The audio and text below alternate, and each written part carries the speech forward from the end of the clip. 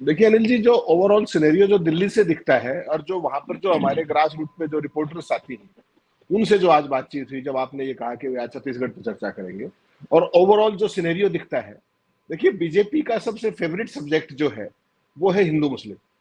वो स्थिति वहां पर छत्तीसगढ़ में दिखाई नहीं दे रही, पहली बात ये है। दूसरी बात ये है कि भूपेश बघेल बनाम कौन, तो छत्तीसगढ़ के अंदर कोई भी नेता को बीजेपी ने कोई भी प्रोजेक्शन नहीं दी है किसी भी रूप में। खासतौर पे वहां के जो सबसे लोकप्रिय नेता है डॉक्टर रमन सिंह, उनके बारे में अभी भी कोई क्लैरिटी नहीं है कि weather he will be A CM face और नॉट।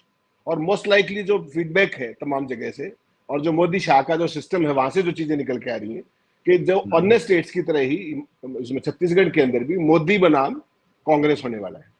तो ये सिचुएशन जो है ये भी कांग्रेस को वहां पर सूट कर रही है, पहली बात तो ये। दूसरा सबसे इंपॉर्टेंट इशू ये है कि एक तो हिंदू मुस्लिम होने की संभावना बिल्कुल नहीं है कि मुस्लिम्स की संख्या ही बहुत होगी।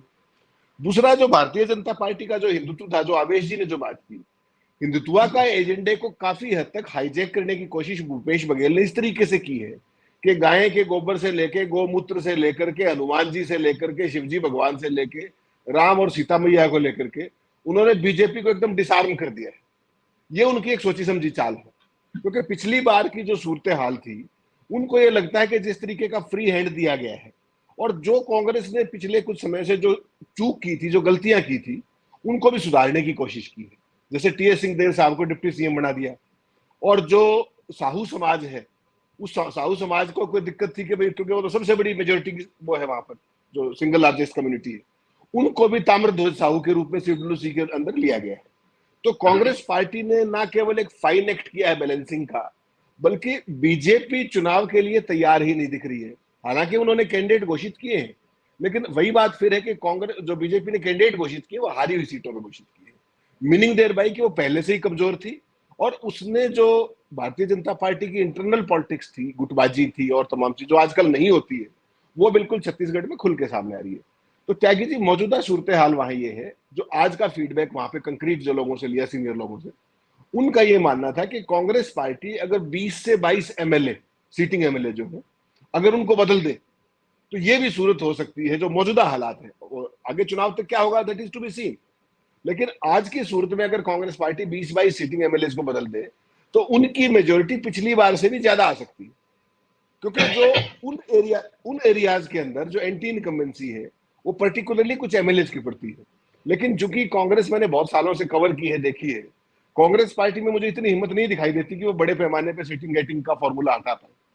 ओवरऑल कुल मिला के स्थिति यह है कि आज की तारीख में भूपेश बघेल जो एरिना होता है ना बॉक्सिंग का, उसमें अकेले ही पहलवान है अभी तक। उनके सामने कौन है? मोदी तो देखो है ही, भारतीय जनता पार्टी का नाम का मतलब मोदी और अमित शाह तो है। और जिस तरीके से वो चीजों को फेस कर रहे हैं, आज जिस तरीके से बर्थडे के दिन ईडी ने रेड किया, तो मैंने स्पेसिफिक सवाल पूछा तमाम लोगों से वहां पे जो जर्नलिस्ट साथी है, उन्होंने कहा कि ये भारतीय जनता पार्टी के लिए बहुत काउंटर प्रोडक्टिव होने जा रहा है।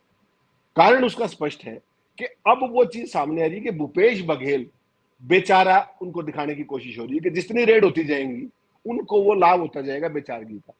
तो मोदी शाह को, जो अगर बीजेपी को मुख्य धारा में आना है वहां, और बीजेपी कांग्रेस को कंटेस्ट देना है, तो सबसे पहले तो उनको सीएम का फेस लोकली प्रोजेक्ट करना पड़ेगा, पहली बात। और उसमें जो सबसे ज्यादा, देखिए पिछले अगर आप 5 साल 4.5 साल का वक्फा देखेंगे, तो डॉक्टर रमन सिंह कहीं दिखाई नहीं देंगे आपको, मेन स्ट्रीम में कहीं नहीं।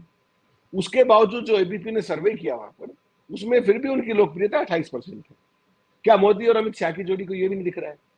क्या वो चुनाव ही नहीं लड़ना चाहते हैं? या केवल मोदी जी के चेहरे पे कितने स्टेट्स वो जीत पाएंगे? हाल के उदाहरण सबके सामने।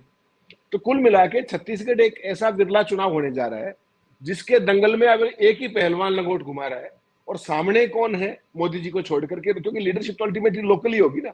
तो जो गलती मध्य प्रदेश में भाजपा कर रही है, वही गलती वो छत्तीसगढ़ में भी कर रहे हैं।